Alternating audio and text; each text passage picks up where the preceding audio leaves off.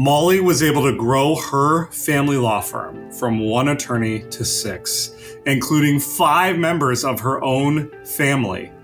Check this episode out to learn how she was able to do it. Welcome back to the Revenue Roadmap, where we talk about driving revenue and increasing profits in family law firms. Today, I have the pleasure of interviewing attorney Molly Rosenblum, who is the founder of her own firm, Rosenblum Law, out of Las Vegas. Molly has an incredible story. She is working with 5 members of her own family at her firm. She has 6 attorneys and has an incredible story about building from 1 to 6, creating a culture and being able to hire attorneys that know what they're doing. Check it out, and we appreciate you being here. Welcome back to the Revenue Roadmap, where we talk about driving revenue and increasing profits in family law firms. I am your host, Tyler Dolph, and today I have Molly Rosenblum, founder of Rosenblum Law. Molly, thank you so much for being here. Tell us a little bit about yourself and your firm.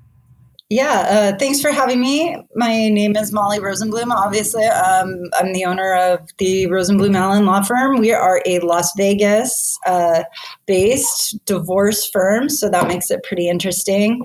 I've had my own firm for about 15 years now. It'll be 15 years in December. We've grown from a small firm to 6 attorneys and about 17 staff members. So that's amazing. Yeah. Did that firm growth kind of happen recently, or have you been steadily kind of growing over the 15 years? Yeah, so we've steadily grown over the 15 years. I would say about 3 years in, I added an associate, and then I feel like probably every 3 years thereafter seems about right. So to get to where we are.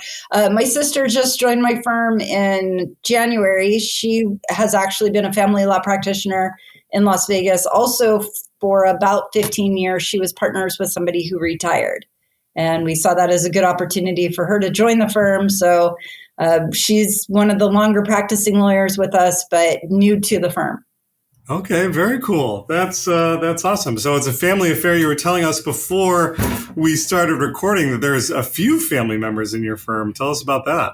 There are. So firm started with myself, my husband, my mother-in-law, and her husband. Her husband has subsequently passed away, but she is still with us. So my mother-in-law at 75 still opens files, takes out the trash. She's kind of the grandmother / mother to everyone in the firm. Does the Costco runs and all of that, but she's still in the firm every single day, and we couldn't do it without her. And then my husband is our office manager, so he helps with the bill pay and the keeping the lights on like we were talking about. So it definitely makes my job as the firm owner a lot easier. My daughter is a legal assistant. She starts law school in the fall. Wow. Her boyfriend is our social media marketing manager. So he manages all of our social media presence. And like I said, my sister is in the firm as an attorney. Holy cow. Is Thanksgiving weird, or everybody gets along? I think Thanksgiving is probably annoying for my parents because we spend a lot of time talking about work. So. That's truly special, though. I think being able to be an entrepreneur and work with your family every day is something that not a lot of people get to experience. And it's certainly, there's some bumps and bruises along the way, but I love that you've been able to incorporate that. Growing to six attorneys is a big accomplishment, and I think something that we like to talk about with our larger firm owners on this podcast is the transition from being a solo, attorney, operator, you eat what you kill, to now having to actually be a manager, right, and create a culture and build a business that happens to do law. Yes. Talk to us about some of the lessons learned during your years of growth. Oh, gosh. So I'm very fortunate in the sense that I have the support of my family and that they have the business knowledge to bring to the table. So my husband was actually in the casino business out here in Las Vegas. He was a manager, managed hundreds of people. So he brought that business sense, the ability to help with that. And that definitely has helped me be able to scale from just myself and him and my mother-in-law to what we are today. Couldn't do it without that for sure. I think the other, I guess, sort of lesson in the scaling is, know what you want your firm to be and what you don't want it to be. I think for me, that's a big lesson, and one that I sort of abide by more and more as we get bigger and bigger. I know the attitude of the people that I want and the attitude of the people I don't want. I know what practice areas we want to be in and what practice areas we don't want to be in. So those things I think are really important. I was very fortunate to have the assistance also of an HR person who was skilled and trained in human resources, who could help our team grow into what it is. And I have a really great team. This office doesn't function without them. So I think those things are super important as you grow and scale a firm, to be able to rely on knowing what you want to do, but also knowing what you don't want to do, who you want to have and who you don't want to have. So I think those things are really important.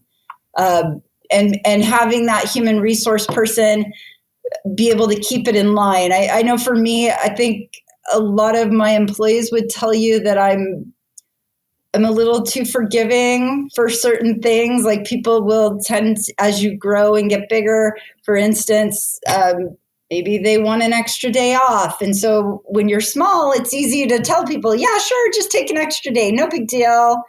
When you've got 20 people and everybody wants an extra day, it's a big deal, right? So having that human resource person to kind of keep me in line and make sure that the rules are applying the same to everybody, acquiring the talent that we have, I was very fortunate with that too. Have you done any exercises around building a culture, whether it's like instituting values or talking through a vision statement, like why are we here and what are we doing? Absolutely. Yeah, absolutely. So when the firm got to about 10 people, we did a core value training and a lot of different exercises to kind of come up with what we felt like the core values of the firm were, and what they would be moving forward. And those shaped our, I guess, hiring practices moving forward to try to find people that fit those core values that we have. So I think that was super important for our firm when we were sort of at that tipping point of being beyond just family members and a couple of other people to being a real full-fledged, larger size firm for the Las Vegas area. Yeah, 100%. Wow, that's awesome. Yeah. You were talking about growing and scaling and the importance of that. What else allowed you to be successful? Being able to scale your firm to the size you are today. So it doesn't come without sleepless nights. I always joke that I have 3 children, the 2 that I gave birth to, and then my law firm. And this child is an infant all the time, right? It requires all of my attention and commitment all the time. And regardless of what iteration it is, I feel like I'm just constantly trying to nurture and bring it along. My kids are now adults, fortunately, so they don't need me to spend all my time on them. But it's beyond just Monday through Friday, 8 to 5. My employees they go home, they have their weekends, and I'm still trying to figure out how are we going to grow this practice area? What clients owe us money? Do we need to bring in another attorney? So I feel like that part of it just doesn't end when you're growing and scaling. I guess until you get to a point where you're happy with the scale, I feel like I'm just never going to be there. So I feel like it's a different breed, right? Yeah. True entrepreneur wanting to continue to grow and dominate. That mindset is interesting in this space. We talk to a lot of different law firm owners, and some of them are like, listen, I don't want to grow. I'm in a good place. I'm making good money. I don't need any more headaches. And then you have your classic entrepreneur that's like, let's go dominate and crush and, break down the wall. Were you always did you always have that kind of mindset, or is that new? So I feel like for me, I've always had this vision of kind of what I want the firm to be long term and where I want it to be long term.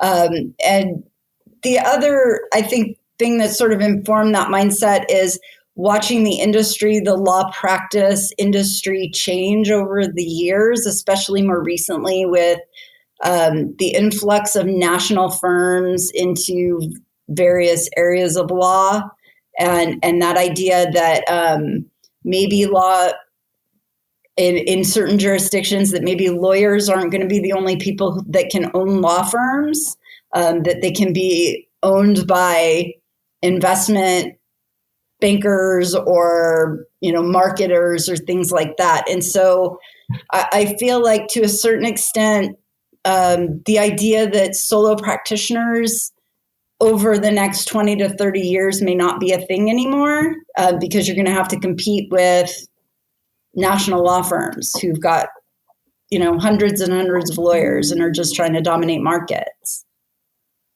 So yeah, part of my idea to scale the firm was to position us to be able to compete in that realm should that happen. Love it. And what does that mean? What are you thinking about, or what do you think you need to build, or how are you going to be able to do that? So part of our growth strategy is to acquire talent and to acquire it where we see it, whether it's acquiring solid paralegals or other practitioners, either in family law or in other practice areas. So recently we brought in an attorney who used to be a judge. She was working at another firm, running a division of that firm. She came to work for us, left that practice and came here. And as we continue to move, continue to scale, we've continued to look for those kind of opportunities to grow our business. So it's not just bringing in newly licensed attorneys who've never been in a courtroom, but also looking at bringing in, established solo practitioners or smaller firms to help grow our business that way. Have you done that? Have you brought in the established solo firm? Mm-hmm. Yes, we have. Yeah. So I had a criminal attorney. She just left us. She took a job with the government. So she had been practicing for a while and came in and worked with us and was with us for a few years, but she just couldn't turn down that government retirement that they dangle over you. So we lost her, but probably will look to bring in another criminal solo to come work in our criminal practice area. Okay. Yeah. For our listeners, it's an interesting debate, and we have this internally at our firm all the time, is do we build a bench of young talent that we can grow in our culture and the way that we do things in our process, or do you find someone that is plug and play but has to be indoctrinated into the culture, and they may say, well, this is how I've always done it, and we got to say, sorry, you got to do it this way now. There's chicken or the egg. I think there's pluses and minuses to both of those scenarios. But certainly something that whichever route you go, it's going to take dedication and process to help get that person up to speed and running the way you need them to run. Yeah, I would definitely debates we have here, right? About, do we need another person? What kind of person? Should it be brand new? Do we need law clerks that are still in school that maybe we want to make long-term? It's tough, I think, when you own the practice to sort of try to make the right fits. I'm a firm believer in timing. So for me, I've been fortunate that all the folks that have joined and left, it's sort of been at the right times. So I think, timing is a big part of it. And also I think holding true again, kind of to what I was saying, like knowing the firm you want and the firm you don't want. And so we've had people leave and thought, oh gosh, how are we going to handle all these cases? This person left. We're never going to make this work. But we've held out for the right people. And I think that's a huge part of what makes this firm successful. We have a policy that we call, if it's not a hell yes, it's a hell no. Right. And we got to get thumbs up across the board when we're hiring people, because the cost of a bad hire and the toxic kind of shock it does to your culture it's so detrimental. Yeah, I tell our people here it's like a cancer, right? Like sometimes you've got slow growing ones and you don't really realize it until you realize it, and then it's a problem. And then you've got the ones that are just super aggressive and you know it right from the beginning, but either way you got to get rid of it or it's going to kill you.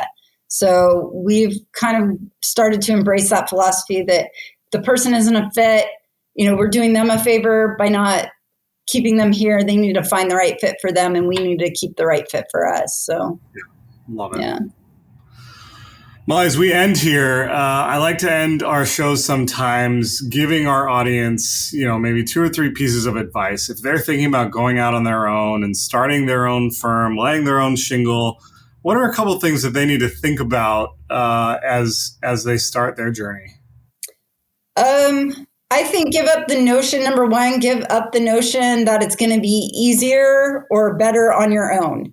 It can be eventually, definitely better eventually, the longer you do it. And I will say, having done it for 15 years, it's definitely better now than it was day one. But I hear a lot of young lawyers think, I'm going to start my own firm because I'll be able to take 6-week vacations or, I'll make all the money. Those things I feel like come in time and they come to people who work really, really hard. So unless you're really, really lucky, the idea that you're going to have shorter work days than what you're doing now or make more money than where you're at now, it takes years sometimes to make that happen and a lot of hard work. So that would be my first sort of myth buster, I guess, would be give up the idea that it's going to be easier. You're going to open your own firm and the clients are just going to come flooding in and you're just making money hand over fist. And you're taking your 6-week vacations to Europe and traveling the world because, there are more days that I've stayed up till 1 or 2 o'clock in the morning working on things and doing things. I think the other piece of advice I would give is, if you have family or your tribe or your network of people, friends, whatever, and you're thinking about going on your own, don't be afraid to rely on those people. They're, most people who love you and know you want to see you succeed and they're willing to help you, even small things. My mother-in-law working for us started as hey, we need somebody to just help us answer the phone a couple days a week. And now she's been here for 15 years. So, they want to see you succeed and your family and your friends, your people they'll pitch in. It'll shock you if you just ask. So I think that's my other piece of advice would be don't be afraid to ask. Definitely don't be afraid to ask. Yeah, your people around you and your tribe are going to be there to help and support you, especially in those early days, right? Like where everything's impossible and it seems like there's a mountain in front of you. I love it. I do have to ask, final question. How about all those medals behind you? What's that about? So that's my all about me wall, right? I don't have in my office, I don't have my diplomas and everything because I know I went to law school and graduated and passed the bar. So I have my all about me wall is all of my triathlon and running medals. So very cool. Yeah. So years and years of hard work doing that. That's what takes the stress out of owning the practice. So. Being able to do something hard and physical and take your mind off all the things. Yep. Type A personality all the way right here. For sure. Well, I'm so grateful for the time today. I appreciate your story and sharing your learnings with us and our audience. Audience, thank you so much for listening and being here with us on the Revenue Roadmap, and we will see you next time. If you enjoyed this video and want to learn more about founders running their own firms, scaling their own family firms, check out this episode. We'll be sure to include a link in the comments as well as you're listening. And finally, if you're interested in being featured and telling your story on the Revenue Roadmap, please email us. My personal email is tdolph, that's D as in dog, O-L, P as in Peter, H, at revenueroadmap.law. Thanks again for listening, and we will see you next time.